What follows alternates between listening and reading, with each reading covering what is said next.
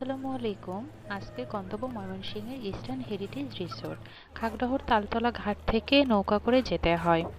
আমরা এখন নৌকা দিয়ে নদী পার হচ্ছি।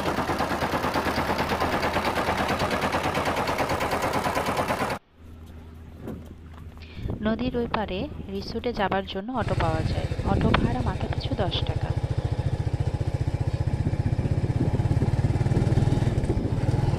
রাস্তায় অনেক ধুলা ছিল, এখানে একটা নদীও দেখতে পাচ্ছি। রিসোর্টে ঢুকতেই সুন্দর একটা ব্রিজ চোখে পড়লো। ব্রিজের পাশেই ক্যান্টিন। বলে রাখা ভালো, রিসোর্টের প্রবেশ মূল্য মাত্র 50 টাকা। এই 50 টাকা প্রবেশ মূল্যের সমপরিমাণ খাবার রিসোর্টের ক্যান্টিনে গিয়ে খাওয়া যায়। রিসোর্টটিতে বেশ বড়। ঢোকার পরে দেখলাম অনেক পিকনিকের জন্য এখানে এসেছে। রিসোর্টে বসার জন্য ভালো বসার জায়গাও রয়েছে।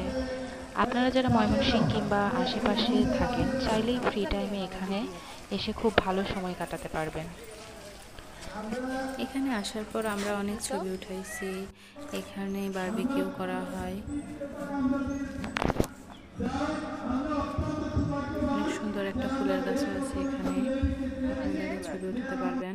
ছবি অনেক সুন্দর আসে। এখানে অনেক ছোট ছোট কটেজ আছে, যেগুলোতে আপনারা এসে নাইট স্টে করতে পারবেন। কটেজগুলোর ভাড়া 4 থেকে 5,000 টাকা নিবে। এখানে অনেক সুন্দর জোরে দুল খাও রে। হ্যাঁ, বসে বসে দোল খাচ্ছিলাম, কি আর করবো। দেখুন কত সুন্দর ছোট ছোট কটেজ। এখানে দাবার ঘরটা আমার কাছে খুব ভালো লেগেছে, যদিও গুটিগুলো সরানো গেলে ভালো হতো, খেলা যাইতো। অনেক সুন্দর। এখানে আপনারা ছবি উঠাতে পারবেন। দেখুন কটেজগুলো কত সুন্দর, ছোট ছোট কটেজ। এখানে ভিতরে আরো অনেক কাজ হচ্ছে। আপনারা দেখতে পাচ্ছেন এখানে একটা বড় গেস্ট হাউসের কাজ চলছে। এটা এখনো শেষ হয়নি। গেস্ট হাউসটা অনেক সুন্দর। তারপর আমরা বের হয়ে আসার সময় একটা কাবাস তুলার বাগান দেখতে পেলাম। দেখেন কত সুন্দর তুলা ধরে আছে গাছে। আমার তো খুব ভালো লেগেছে। আমি প্রথম তুলার বাগান দেখলাম। ধন্যবাদ সবাইকে।